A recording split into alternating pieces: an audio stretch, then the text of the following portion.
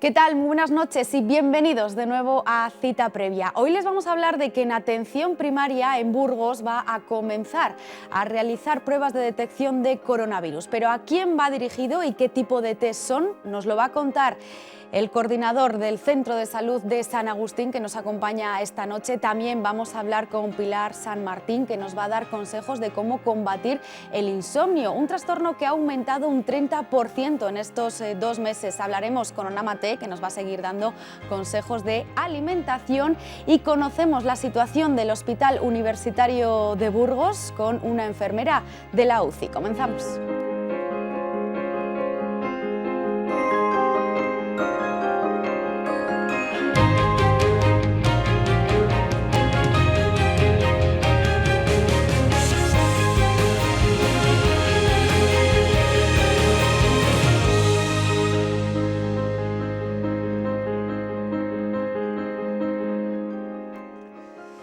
Los centros de salud cambiaron radicalmente su protocolo de prestar el servicio a los pacientes desde el inicio del confinamiento, de la crisis sanitaria. Vamos a hablar con el coordinador del Centro de Salud de San Agustín, Pablo Pérez Luengo. Muy buenas noches. ¿Qué tal, Pablo? Hola, buenas noches. Bueno, ¿cómo podemos valorar un poco la situación actual del centro de salud? ¿Ha bajado la presión? Sí, bueno, como todos los centros de salud, en Burgos hemos bajado bastante. Yo recuerdo las semanas de marzo que fueron horribles, más o menos la segunda, la tercera semana que estábamos viendo, pues te diría que 5 o 6 pacientes casi todos los días que los diagnosticábamos obviamente por la clínica de COVID y ahora pues la cosa ha bajado muchísimo. Pero es verdad que en esta última semana o incluso hace más o menos 10 días hemos notado también un pequeño repunte que se ha quedado reflejado en las estadísticas y entonces pues a lo mejor estamos viendo, te diría yo, de forma excepcional, a lo mejor 2 o 3 pacientes semanales nuevos, cosa que durante unas semanas hemos estado prácticamente muy tranquilos, ¿no? Pero obviamente todo el estrés que vivimos en marzo ha disminuido. Lo que está claro es que el COVID vació, ¿no?, las consultas de los centros de salud porque el protocolo se cambió, se les pidió a los pacientes que, ¿no?, llamasen a su centro de salud, algo que se sigue haciendo, ¿no, Pablo? Sí, la verdad es que ha cambiado completamente la forma de atender a los pacientes, ha cambiado desde marzo, ¿no?, de forma radical. Lo primero que hicimos fue un triaje para en la entrada valorar los pacientes que entraban y obviamente los pacientes que tenían fiebre o tos, síntomas típicos de COVID, los pasamos a una consulta aparte para explorarlos con personal más o menos preparado con equipos de protección individual, ¿no? Y luego todos los pacientes se tenían que citar por teléfono. La técnica consistía en que los pacientes se citaban, les llamábamos nosotros por teléfono y por teléfono de alguna forma resolvíamos la mayoría de los casos que las personas planteaban. Si era necesario, se presentaban en la consulta de forma física, previamente pues habiendo interrogado de que no tenían patología respiratoria, etcétera, ¿no?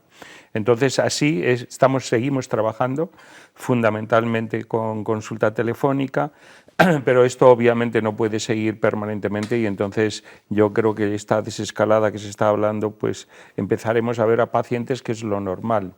Pero está claro que, bueno, pues es un trámite que tenemos que pasar todavía, sí.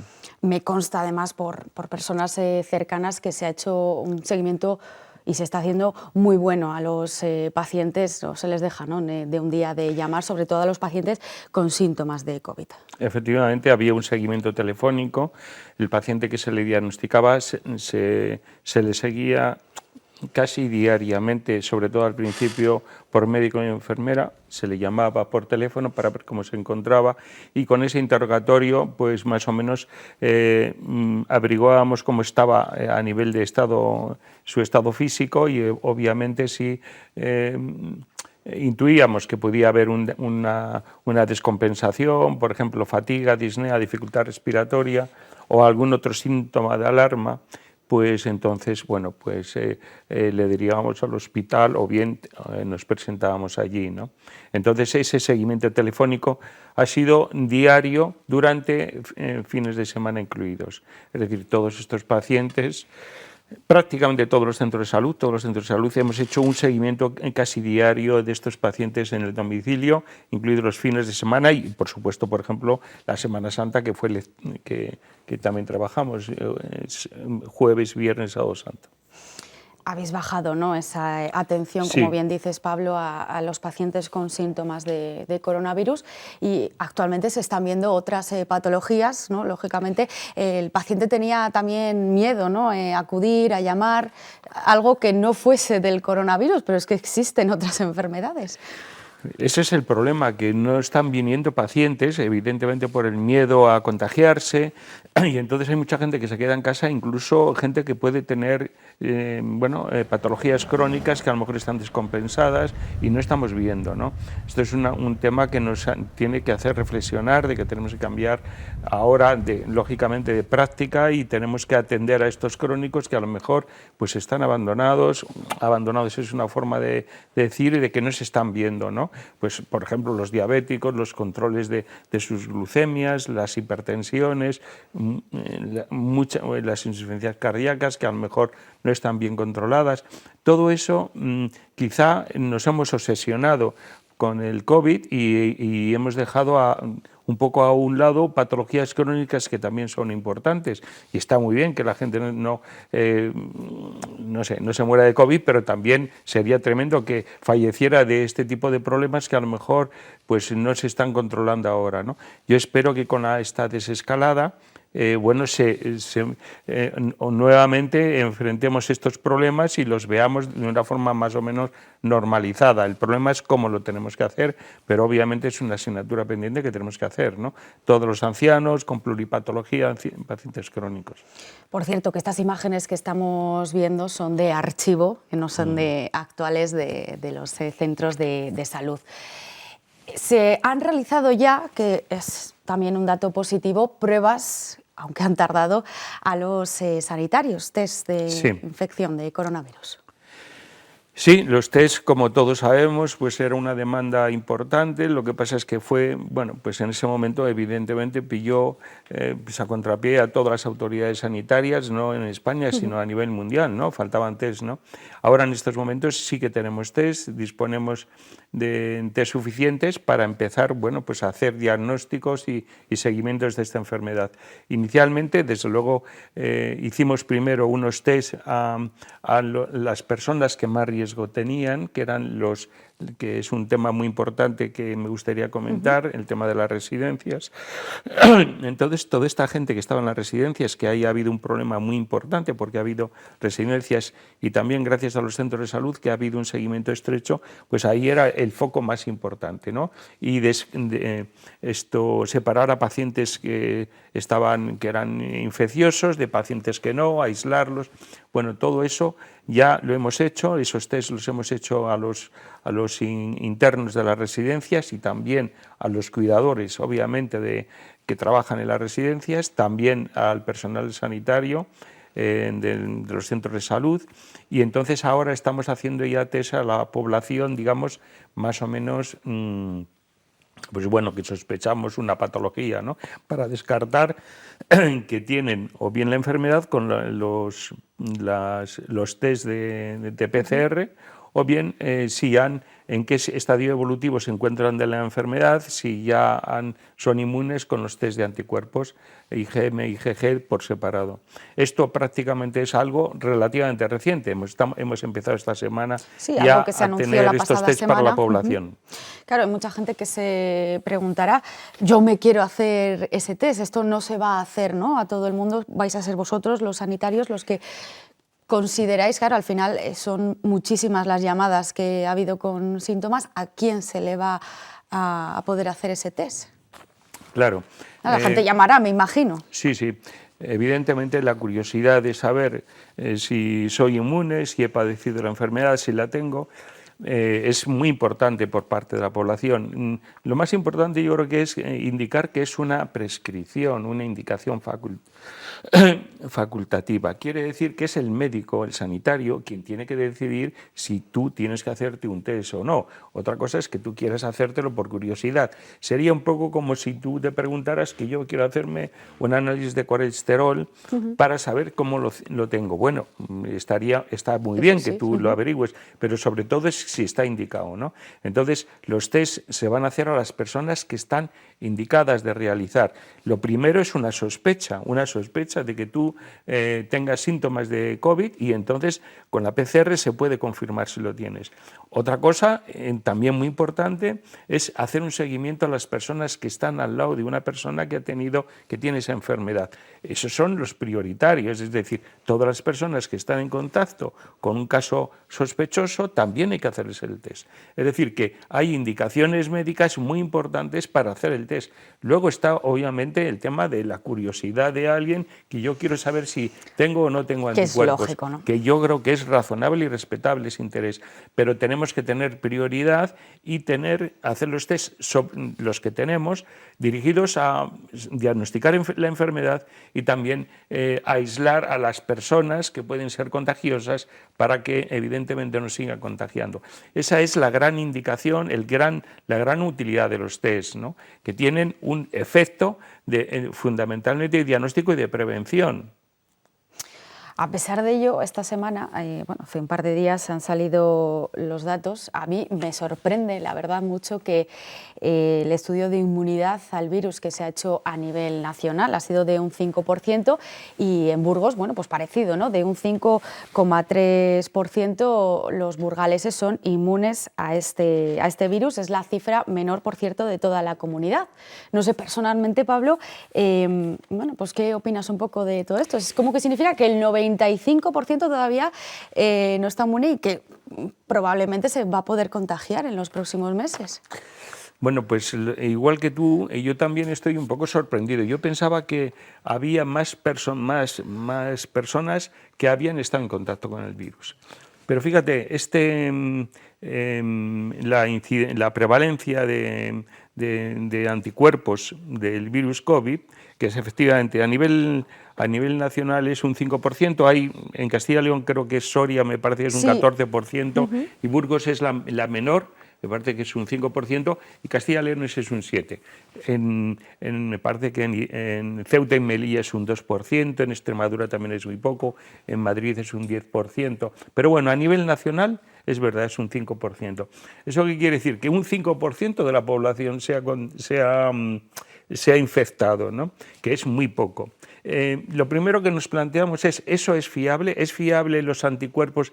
Y parece ser que es fiable, porque fíjate, a las personas que le han hecho estos anticuerpos, que son los que hacemos nosotros con sangre capilar, es decir, una gotita de sangre, en un porta echamos, si aparece una raya o dos rayas, es positivo o negativo.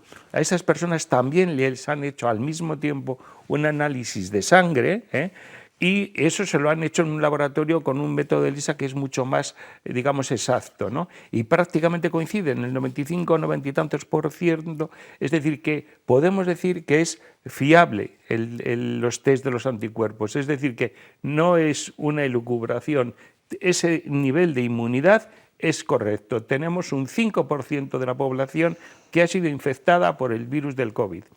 Eso supone quizá a lo mejor una mala noticia, porque para conseguir esa inmunidad tipo rebaño, una inmunidad comunitaria, es decir, que la mayoría de la gente haya estado con este virus, tendríamos que tener una inmunización de un 60-65%. Es decir, todavía nos queda mucho COVID por delante, teniendo en cuenta además que todo el mundo lo dice, que en otoño va a haber una recaída. A lo mejor este virus, dicen algunos virólogos famosos, que se va a quedar con nosotros para siempre. Es decir, lo mismo que el virus de la gripe está para siempre, este virus se quedará con nosotros y no será tan canalla, porque afortunadamente dentro de algún tiempo habrá una vacuna, ¿no? Pero es verdad que eso supone, esa inmunidad del 5%, va a suponer que vamos a tener que estar en pendientes de este tema. Vamos a estar bueno, pues, en una situación de defensiva durante muchísimos meses, porque esto no ha hecho nada más que empezar. El problema que hemos tenido es que ha habido de repente esa epidemia que se inundaban los hospitales, ¿no? Pero lo que ha ocurrido ahora es que, lo que pasa ahora, decía alguien, era que ahora lo que pasa es que en esta situación vamos a tener sitio en el hospital. Hace 2 meses no teníamos sitio en el hospital, ahora tenemos sitio, pero la posibilidad de enfermar y de ingresar en el hospital la vamos a seguir teniendo mucho tiempo. Pues sí, y además, bueno, pues hemos visto... No es una buena noticia, pero bueno, no es una buena noticia, y hemos visto además, bueno, pues un pequeño repunte también esta semana de algo de lo que se está hablando. Bueno, al final la vida sigue y el virus sigue con nosotros, aunque parece que a algunos se les haya olvidado. Pues sí, la verdad es que esto va a cambiar nuestra vida, va a cambiar, bueno, nuestra forma de trabajar. Ahora, obviamente, ante esta situación que se va a mantener con el tiempo, las consultas, digamos, en los centros de salud no van a ser iguales, esa masificación de las consultas, eso va a desaparecer, tenemos que gestionar más la consulta de demanda, llamar por teléfono, hablar con los pacientes. Como la gente ahora está teletrabajando y hace 1 año nadie teletrabajaba, ¿no? Pues este virus, la verdad es que va a cambiar muchas cosas en la sociedad, en el trabajo, en la sanidad, en el turismo, en infinidad de cosas, ¿no? Algo positivo yo creo que también ha sido de esto que nos podemos llevar, ¿no? Algo positivo es que hemos sabido utilizar, después de años, ahora las urgencias, los centros de salud, ahora lo sabemos utilizar, ¿no? Antes tal vez... Bueno, sí. Yo creo que utilizaremos la sanidad de una forma más racional, ¿no? Antes yo creo que se consumía sanidad. Era, bueno, vamos a consumir análisis, medicación... Y ahora, yo creo que ahora somos más conscientes de que, bueno, pues esto no se puede saturar y tenemos que ser más racionales. Pero lo más importante de esto también, fíjate, yo creo que nos ha hecho reflexionar de la importancia que tiene la atención primaria. Porque esto, de alguna forma, estamos viendo la gran mayoría de la gente. Evidentemente hay un 5% de gente que necesita a lo mejor cuidados intensivos, ¿no? Pero la gran mayoría de la gente la estamos viendo nosotros. Y una buena atención primaria no solamente controla este tipo de epidemias, sino controla muchas cosas, ¿no? Entonces yo creo que esto puede servir para reflexionar a las autoridades, a los políticos, de que tienen que potenciar más la atención primaria, que somos la primera línea, que estamos... bueno, solucionando muchos problemas. Y será un virus, lógicamente, que finalmente el punto fuerte se atienda desde atención primaria. Pues Pablo, muchísimas gracias por habernos acompañado, porque como estamos diciendo, atención primaria va a tener un papel muy importante en esa vuelta, ¿no?, a la nueva normalidad. Gracias. A vosotros. Nos vamos ahora, bueno, pues a hacer un poquito de ejercicio. Ya lo hicimos la pasada semana con entrenadores de Sportia y ahora nos vamos con el BIAP. Así que búsquense un hueco en casa y vamos a hacer ejercicios durante unos 6 minutitos. Hola a todos, mi nombre es Paula Pérez, soy licenciada en Ciencias de la Actividad Física y el Deporte y coordinadora del Centro Deportivo BIAP Burgos. Hoy te quiero traer algunas pautas de entrenamiento para que puedas perder peso después del confinamiento. Pero antes de nada, déjame darte algunos datos. Hay estudios científicos que se han realizado con personas que han sido privadas del movimiento, como por ejemplo pacientes encamados, astronautas o incluso presos en la cárcel. A estas personas, tras 20 días de inmovilización, se ha visto que han reducido su masa muscular en torno al 4%. También han disminuido los niveles de fuerza en torno al 9% y el consumo máximo de oxígeno entre el 5 y el 10%. Esto significa que la capacidad de tu cuerpo para obtener oxígeno, llevarlo a los músculos y que estos lo aprovechen es menor. Es decir, tu condición física ha disminuido considerablemente. Hasta aquí solo estamos hablando a nivel físico. También existen otros factores importantes a tener en cuenta, como la alimentación o los niveles de estrés emocional a los que estamos sometidos por esta situación. También es necesario saber desde qué punto partimos. No es lo mismo haber cogido 5 kilos en el confinamiento que arrastrar 5 kilos a mayores después de un sobrepeso mantenido durante varios años. Por todo esto, te puedes imaginar que perder peso después del confinamiento no es tan fácil como lo pintan. Pero yo quiero dejarte algunas pautas muy claras. El entrenamiento de fuerza es esencial, es el más importante. Y no la fuerza entendida como levantar mucho peso y ponerse muy cachas. La fuerza es el entrenamiento de nuestros músculos y articulaciones.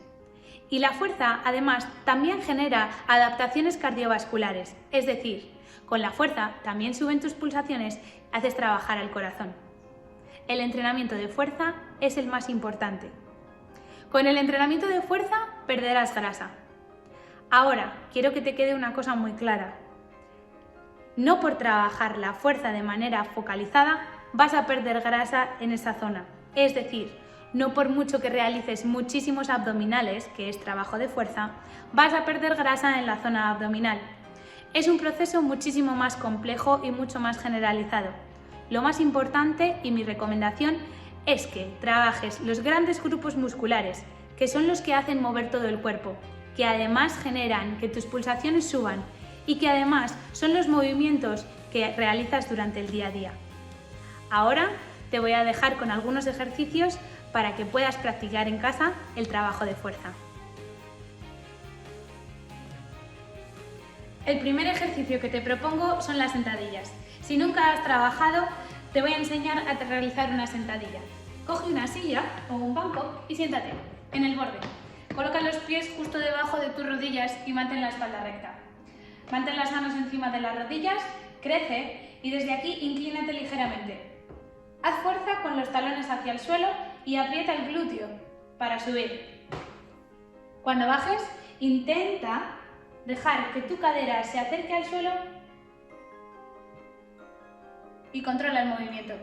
Prueba a hacerlo otra vez. Me inclino, empujo de los talones y aprieto el glúteo. Después, desbloquea la cadera, inclínate con la espalda recta, sigue apretando con tus manos, mantente unos segundos aquí y bajo.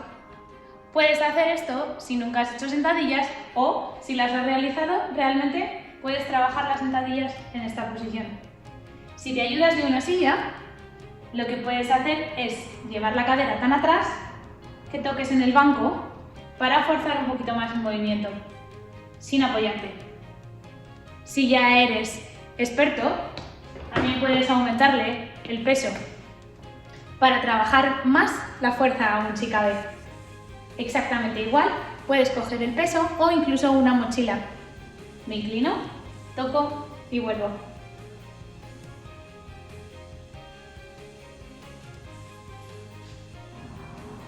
El segundo ejercicio de fuerza que te propongo es para trabajar el tren superior, los empujes en este caso. Las típicas flexiones de pectoral. Si nunca has realizado flexiones de pectoral, empieza desde la pared. Coloca las manos por fuera de tus hombros e inclínate hacia adelante. Aprieta fuerte el glúteo y el abdomen para mantener una posición de la espalda recta. Desde esta posición, inclínate hacia la pared y empuja. En función de dónde pongas los pies, el entrenamiento va a ser más intenso o menos intenso. Si te acercas más, será más sencillo. Y si te inclinas más, será más intenso. Si ya estás acostumbrado a realizar flexiones, puedes cambiar el plano y hacerlo más inclinado sobre una silla o una mesa. Lleva los codos hacia atrás, hacia la diagonal. Ponerte un ejercicio de fuerza que va a hacer que suban muchísimo tus pulsaciones. Es un burpee modificado. Para ello, quiero que hagas una sentadilla que ya has aprendido a hacer enfrente del banco o de una silla. Flexiono, apoyo las manos en él, salto, empujo atrás hacia la posición de tabla, vuelve a la posición de sentadilla y estira. ¿Quieres hacerlo más intenso? Mete un peso y sube los brazos. Sentadilla, empuja, sentadilla y sube el peso. Empuja y vuelvo arriba.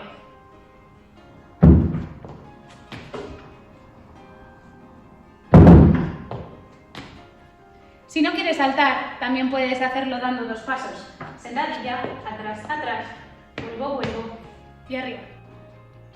Por último, te propongo un ejercicio para trabajar las tracciones. Puedes coger un peso o una goma.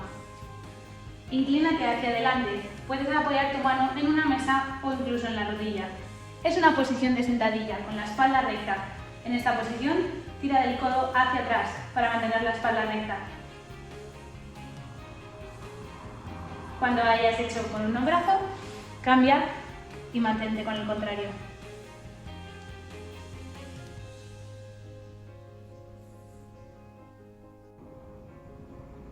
Este es el circuito de fuerza que te propongo. Realiza 15 repeticiones del primer ejercicio y pasa al siguiente, 15 repeticiones del segundo y así sucesivamente hasta que completes la primera vuelta. Después descansas.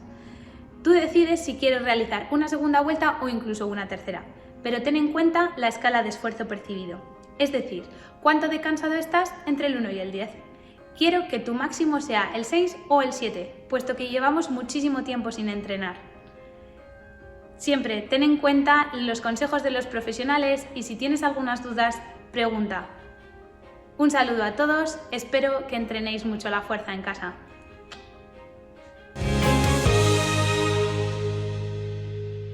Si la pasada semana hablábamos de, bueno, pues cuántos kilos han podido coger en estos 2 meses por esos malos hábitos de alimentación, en los adultos es algo que también ha afectado en los más pequeños porque, bueno, pues les ha cambiado, ¿no?, su manera también de comer. Vamos a hablar de ello con Ana Maté, que ya la tenemos por aquí. Ana, muy buenas noches, ¿cómo estás?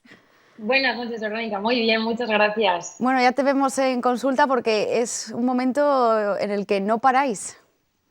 Pues la verdad es que no. Ya sabes que, bueno, el confinamiento ha sido duro para muchos, así que, bueno, la verdad es que empezamos el lunes y esta semana y la que viene ya la tenemos a tope, o sea que no nos podemos quejar, ¿eh?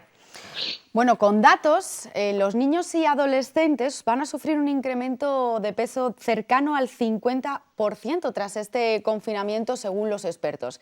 Y es que los niños, Ana, no son conscientes, ¿no?, al final de adquirir esos malos hábitos para su futura salud. Para nada. A ver, yo creo que ni los niños ni los adolescentes. Yo creo que los papás también debemos de explicarles la importancia que tiene una correcta alimentación, tanto para su desarrollo físico y psicológico y mental, a la hora, pues eso, también intelectual. Entonces, que también tenemos que saber que nosotros al final, los niños aprenden a través de los mayores o de los hermanos, que somos al final una imitación. Entonces, que qué mejor que nosotros hagamos las cosas bien para que esos pequeños nos imiten lo mejormente posible y explicándoles la repercusión que tiene para ello. ¿Qué consejos podemos dar a los padres, Ana, bueno, pues para que los niños puedan consumir, bueno, pues todos los diferentes alimentos, cómo estructurarlos? A ver, lo primero hay que tener en cuenta que debido a la situación que se ha creado, no todos los niños viven la misma situación. Está claro que para ellos también es un impacto. No hay colegio, no puedo estar con mis amigos, estoy encerrado en casa y luego cada uno la situación que viva en su casa. Pero está claro que yo creo que por parte de los padres lo primero que tenemos que hacer es seguir como unas pequeñas rutinas, ¿vale? El pautar unos horarios tanto para las comidas como para el tema de actividades y ahora que podemos ir a la calle, pues para el tema de hacer actividad física, de lo cual los niños también han tenido muchos generados ansiedad, pero también, por ejemplo, tenemos casos y estamos teniendo casos en consulta de niños que han estado inapetentes. Quiere decir que la baja actividad física y la situación que se ha vivido pues al final hace que gasten menos energía y que tengan menos ganas de comer, rechacen más alimentos y sean un poco quisquillosos con lo que quieren comer. Y los papás en este caso pues han intentado darles lo que ellos pedían por no verles pues mal o enfadados o chillando. Entonces hay que hacerle partícipes a la hora de hacer un menú semanal. A mí me parece súper importante y yo lo hago con mis hijos si son pequeños para también tener en cuenta que es a lo que ellos más les gusta, sin saber que el 100% tiene que ser lo que ellos pauten, sino que en un 80% tiene que ser lo que digamos los papás. Y hay que meterles a los niños por lo menos 2 días a la semana legumbre, de lo cual yo aconsejo que lo metan con arroz o con patata. También tienen que meter un día arroz, otro día pasta. Yo les pondría la versión integral, que los papás se animen a ello, que a los niños les gusta mucho, y el resto de los días verdura, según cómo lo consuma mejor cada niño. Hay niños que lo consumen bien en puré y otros niños que les gusta más la verdura en entero. Y todo eso irlo alternando lo que es con carne y con pescado e intentar que coman al menos 2 piezas de fruta al día, que es la manera que se van a hacer a un azúcar bueno, el azúcar de la fruta, para intentar evitar que eso no les sepa mal o insípido debido a que están acostumbrados a consumir alimentos superfluos, en este caso pues bollería o alimentos que tengan un aporte de azúcares o grasas elevados. pero gracias a Dios se ha visto que también se ha aumentado el incremento en cuestión del consumo de frutas y verduras, así que bueno, eso nos lo vamos a llevar por delante. Bueno, y de eso y de productos frescos, eso es un dato positivo también para vosotros, porque eso es que estamos haciendo la comida en casa, claro, y bien. Eso es, la gente tiene más tiempo, de lo cual pues ha tenido más dedicación y yo creo que eso tiene que ser un punto a favor para que los niños también sean partícipes a la hora de elaborar esas comidas. Si son muy pequeños, pues simplemente que te vean o que simplemente utilicen las manos a la hora de tocarlo, porque es una manera que ellos tienen contacto con la comida. Y lo bueno es que si a ellos les hacen partícipes y son un poquito más mayores o incluso si son adolescentes, el hacer recetas con ellos, al final para ellos es más llamativo porque saben que lo han elaborado ellos o forman parte de la elaboración de ese plato o de ese postre. Entonces, que yo animo a todo el mundo a que estando en casa les haga partícipes a los peques de la elaboración de diferentes tipos de comidas. De diferentes tipos de comidas, porque claro, no solo de repostería. No, porque la verdad que ha debido haber mucho abuso, pero como dije el otro día, hay repostería que se puede hacer sana, no hay que abusar de ella, está claro, porque no es bueno tampoco aumentar mucho el aporte energético, ya no solo basándonos lo que es en grasas y en azúcares, pero la verdad que ha sido muy abusivo y hay maneras y reposterías de hacerlo muy sencillo y muy saludable y muy apetecible para los más pequeños. Pues vamos a dar una receta para que este fin de semana pues hagan con los más pequeños o sin pequeños, y es que la pasada semana nos dijiste de una receta de bizcocho sin azúcar.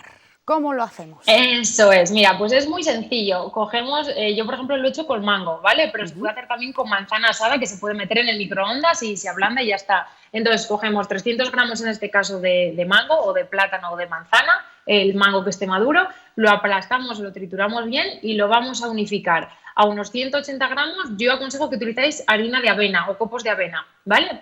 Más 3 huevos. Simplemente con eso y con un sobre de levadura lo trituramos todo y lo vertemos en un molde y lo metemos pues unos 30 minutos aproximadamente a 180 grados previamente habiendo calentado el horno, ¿vale? Y también lo que podemos hacer para poder poner una pequeña cobertura de chocolate por encima una vez que esté elaborado, cogemos 50 gramos de chocolate por encima del 80% de cacao y lo que hacemos es diluirlo en el microondas y lo unificamos a unos 50 mililitros de leche o yo metería bebida de avena, ¿vale? O una bebida vegetal. Eso lo ponemos como cobertura por encima del bizcocho y excelente. Además, a los niños les encanta. Pues Ana, muchísimas gracias como siempre por habernos acompañado y te esperamos la próxima semana para darnos esos consejos de alimentación. Gracias. Gracias a ti, Vero. Pues nos vamos a ir unos minutitos a publicidad y después vamos a hablar de un trastorno que ha aumentado también en este confinamiento, el insomnio.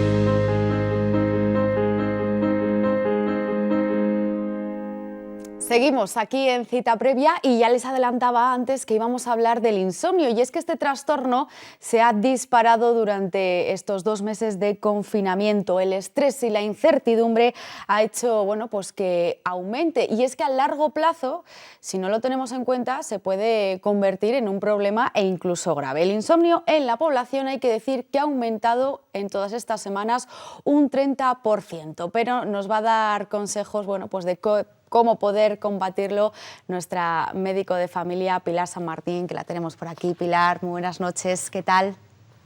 Hola, buenas noches, Verónica, muy bien. Bueno, un problema que estáis viviendo, ¿no? Y viendo durante esta crisis sanitaria. Pues sí, la verdad es que el insomnio es uno de los mayores problemas que estamos viendo, porque, claro, entre la incertidumbre, los nervios, el confinamiento de pasar tantas horas en casa, los cambios en las comidas, pues todo esto está afectando a nuestro sueño. ¿Por qué es importante dormir, Pilar? El cuerpo necesita descansar y necesita unos biorritmos, entonces necesitamos unas horas de sueño, al menos 8 horas de sueño para recuperarnos y volver a hacer nuestras actividades normales. En el momento que ese sueño no es lo suficientemente reparador o no es lo suficiente, no tiene las suficientes horas que necesitamos para poder descansar, pues luego durante el día no podemos rendir igual que podemos rendir cuando estamos bien descansados. Y claro, pues eso también nos produce estrés, nos produce malestar, nos produce mal humor y trastornos de otro tipo, pues como pueden ser alteraciones pues en la ansiedad, alteraciones del ánimo, alteraciones alimentarias también, y todo esto pues, bueno, hace que nuestra calidad de vida sea peor. Claro, esto está sucediendo, bueno, pues algo temporal, ¿no?, que le está sucediendo a muchísima población y seguro muchísimos espectadores que nos están viendo, pero se puede volver en algo crónico, ¿no? ¿Cuándo podemos pensar que está siendo ya un problema? Bueno, podemos pensar que está siendo un problema cuando no conseguimos conciliar el sueño o bien mantener un sueño adecuado y tener muchos despertares durante la noche, y todo esto está haciendo que durante el día pues no estemos rindiendo y no estemos encontrándonos bien. Sí que es verdad que es eso, que con toda esta situación que estamos viviendo se nos ha trastornado un poco todo, pero que es fácil volver a recuperarnos y volver a hacer una buena higiene del sueño para que volvamos otra vez a dormir bien y a no tener este problema. Para que podamos dormir bien, pues es muy importante hacer algo de ejercicio, es muy importante evitar sustancias o bebidas que sean excitantes, como puede ser el café, como puede ser el alcohol. Yo creo que también en este confinamiento pues ha habido mucha gente que quizás ha tomado más alcohol de lo que se suele tomar habitualmente, y eso también puede ser pues una de las cosas que alteran el sueño. El tabaco también altera el sueño, además del estar dando vueltas a la cabeza, la incertidumbre y el dar vueltas a ver qué nos está pasando y por qué nos está pasando. Y el hecho de comer mal, de comer más grasas, de comer a deshoras, pues todo eso también puede afectar. ¿Qué ambiente, por ejemplo, hay que tener a la hora de irse, ¿no?, a la cama? Porque mucha gente, bueno, pues como no tiene sueño, pues bueno, pues sigue viendo la tele o leyendo. Pues mira, igual que hacemos con los niños, que estamos diciendo que en este confinamiento les tenemos que dar las mismas rutinas que llevamos cuando están en el cole, pues es llevar unas rutinas también, tener una hora para levantarnos y hacer una vida normal, intentar desayunar a la hora que solemos desayunar habitualmente, comer a las horas de comida, intentar movernos un poco. Antes no se podía salir de casa, pero bueno, en casa podíamos hacer algún ejercicio, un poco para quemar también nuestra energía un poquito y también para quemar algunas calorías que estamos metiendo de más. Ahora que ya podemos salir a dar paseos, pues está bien dar un buen paseo a buen paso para que esto también nos ayude a estar más cansados luego por la noche.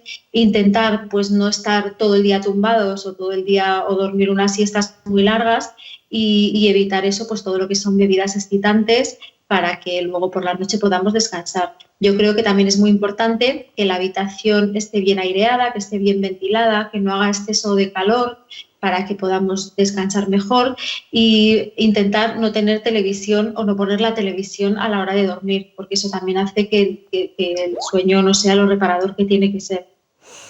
Es curioso porque los ansiolíticos e inductores pues, del sueño han aumentado su venta un 8%, ¿no?, con este motivo. ¿Hay que evitar tomar este tipo de medicamentos? Pues bueno, a ver, habría que intentar evitar e intentar dormir con medidas más naturales. También hay pues algunas plantas, como puede ser la valeriana, la tila, que nos podrían ayudar a relajarnos un poco y a dormir un poco mejor. Y bueno, en el caso de no conseguir dormir de ninguna forma o de tener una ansiedad que ya no se controla y que puede darnos otros tipos de problemas, pues entonces siempre consultando con el médico se puede tomar algún ansiolítico o algún inductor del sueño, pero todo esto a corto plazo, el tiempo menor posible, para luego retomar pues unos hábitos normales de sueño. Vamos a dejar, por cierto, un número de teléfono, 699-963-709, que nos pueden mandar un WhatsApp, porque Pilar va a estar aquí en Cita Previa todas las semanas, y si quieren que les resuelva pues, bueno, pues alguna duda de salud que tengan, pues aquí se lo vamos a contestar. Pilar, muchísimas gracias, como siempre, por acompañarnos. Nada, muchísimas gracias a vosotros también. Vamos a ver ahora una noticia de varios investigadores de la Universidad de Burgos. Han lanzado un proyecto para poder detectar el coronavirus en diferentes superficies. Se trata de un spray que cambia de color cuando está presente el virus. Un producto que además podría usar pues, cualquier ciudadano. El grupo de polímeros de la Universidad de Burgos ha propuesto detectar el COVID-19 de una manera sencilla. Se trata de un spray que cambia de color cuando el virus está presente en diferentes superficies. Podamos desarrollar una especie de spray que cambie de color o de fluorescencia en presencia del virus, de tal forma que cualquier persona, cualquier ciudadano de a pie, pues pueda utilizar ese producto, ese spray, sobre superficies como pueden ser, bueno, superficies de paso, ¿no? El pomo de una puerta, los cubiertos, una mesa. Por ejemplo, si yo me toso en la mano y después toco el pomo de una reacción o de un laboratorio o lo que sea, pues voy a dejar ese pomo contaminado, ¿no? Y el que venga detrás pues lo tocará y ahí puede estar la propagación del virus. Entonces, muchas veces cuando nos ponemos a limpiar, pues a limpiar, a desinfectar una zona de trabajo, un supermercado, pues no sabemos si esa limpieza está siendo efectiva o no. Un spray que se podría pulverizar incluso en la mascarilla que utilizamos a menudo para conocer si somos portadores del virus, pero también lo podríamos usar en nuestras propias manos. Si me lavo las manos y quiero comprobar que esa limpieza de manos ha sido efectiva, pues me lo podría rociar como si fuese una colonia sobre las manos y ver si hay un cambio de color, ¿no? Y efectivamente, si hubiera algún cambio de color, pues no solo significaría que no me he lavado bien las manos, sino que además las tengo contaminadas. Esto también valdría para aplicarlo sobre la propia mascarilla, ¿no? Si yo estoy todo el día con la mascarilla puesta y llego a casa y por la parte interior, digamos, de la mascarilla rocío el spray y cambia de color, pues es que yo estoy emitiendo ese virus, ¿no? Es que estaría contagiado. O al revés, la puedo rociar por fuera de la mascarilla y si cambia de color en la parte exterior, digamos, pues es que he estado en contacto con alguna persona o en algún ambiente donde estaba el virus. Un proyecto de investigación que este equipo lograría poner en marcha si obtiene la financiación de una convocatoria lanzada por el Instituto de Salud Carlos III. Los resultados los podríamos conocer en los próximos días. A lo largo de 2 meses, los aplausos de las 8 de la tarde han tenido como objetivo homenajear a los sanitarios y hoy la Confederación Estatal de Sindicatos Médicos y OMC han querido rendir un homenaje en las puertas de los centros sanitarios al personal que ha perdido la vida por el COVID-19. Aquí en Burgos Capital también se ha guardado un minuto de silencio por las víctimas. Y homenaje también se ha realizado esta semana precisamente al personal de enfermería porque ha sido su Día Mundial. Yo voy a saludar a Soraya Cámara, que seguro que muchos de ustedes la conocen. Ella es enfermera de la UCI del Hospital Universitario de Burgos porque todas las semanas nos hace un blog en los informativos de la edición Noche con Rafa Rioja. Soraya, muy buenas noches, ¿qué tal? Hola, buenas noches, encantada de conocerte. Pues sí, porque llevamos 2 meses con el blog y todavía no nos conocíamos. Bueno, Soraya, ¿cómo es ser enfermera ahora? Bueno, a ver, ahora sigue siendo lo mismo que hace 25 años. No es lo mismo que hace 100 años, porque sí que ha avanzado mucho, pero ahora lo que vivimos ahora y lo que vivíamos hace 25 años es bastante parecido. O sea que el papel, la evolución del papel de enfermería ha sido moderada, como así decirlo. Sí, a ver, la enfermería empezó con las monjas hace muchos años y empezaron a cuidar moribundos y ayudaban a nacer niños. Luego la cosa fue avanzando, se convirtieron un poco en ayudantes de la medicina. Y pues en España es relativamente reciente su acceso a la universidad. Desde que entramos en la universidad hasta ahora, pues se ha avanzado, pero bastante poco, desde mi punto de vista, ¿eh? Las enfermeras es verdad que cuidan, que curan, que enseñan e investigan. Y yo creo que su papel en esta pandemia está siendo fundamental, Soraya. Sí. Sí, quizás ahora hemos salido más en los medios, se ha conocido un poco más. A nivel de población, cierto es que cuando alguien pasa por una, pues por ejemplo en mi caso ahora en la UCI, pero cuando estaba en una planta de medicina interna nos valoraban mucho, vamos, el 90% nos lo agradecían infinitamente, pero bueno, se queda, digamos, que hay un poco testimonial. Al final el avance hacia la investigación es regular, pero hacia la gestión y puestos relevantes en la sociedad está un poquito paralizado. Hay que decir que esta semana os han hecho, bueno, durante estas semanas, vamos, os han hecho los test a todos los sanitarios del hospital universitario. Es el test rápido, ¿no?, el que se os ha hecho, Soraya.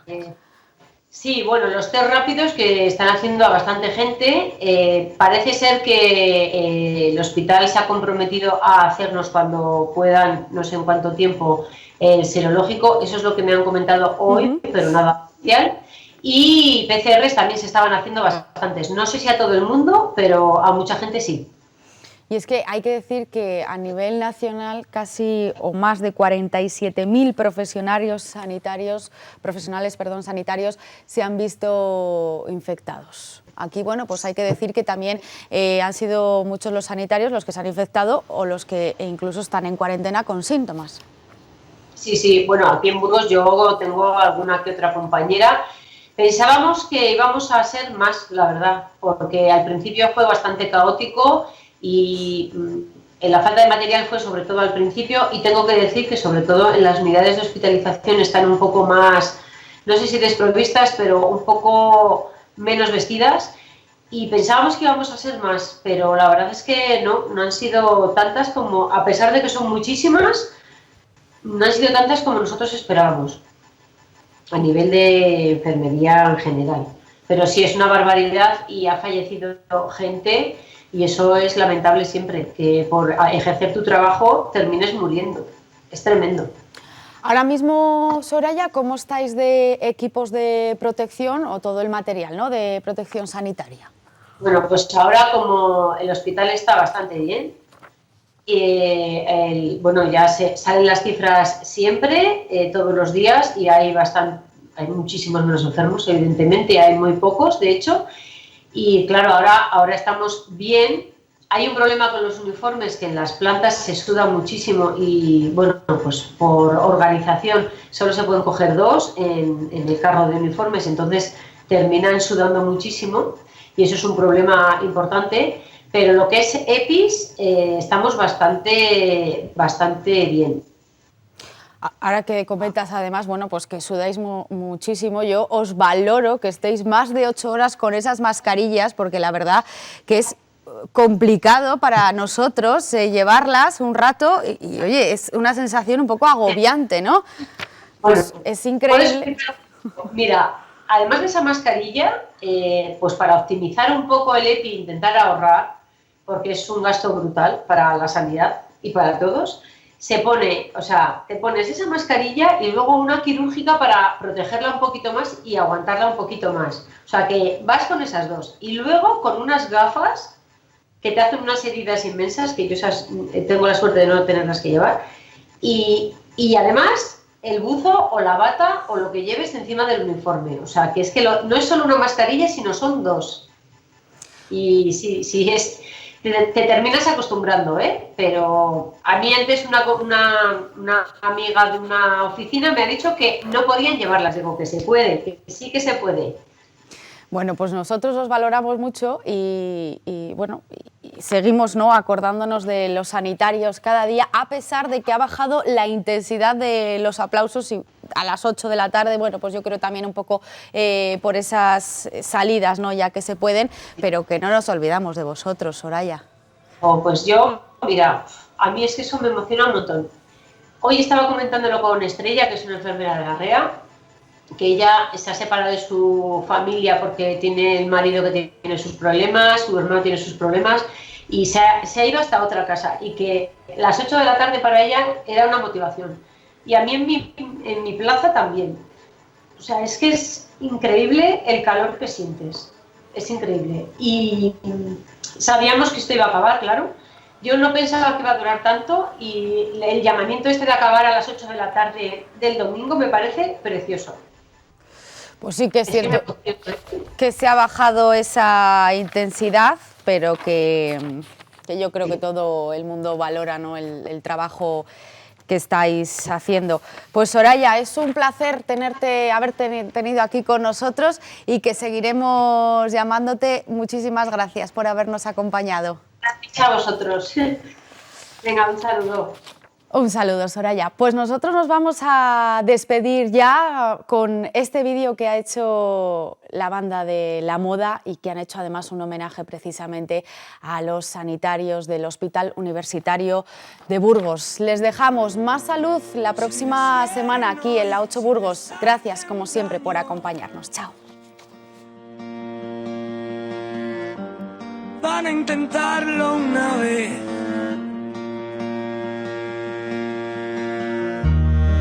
Están ahí los héroes del sábado.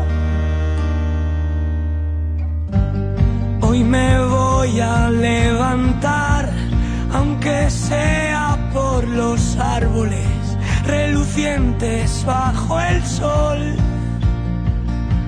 Si pudieras escalar la colina y observar con perspectiva para ganar claridad.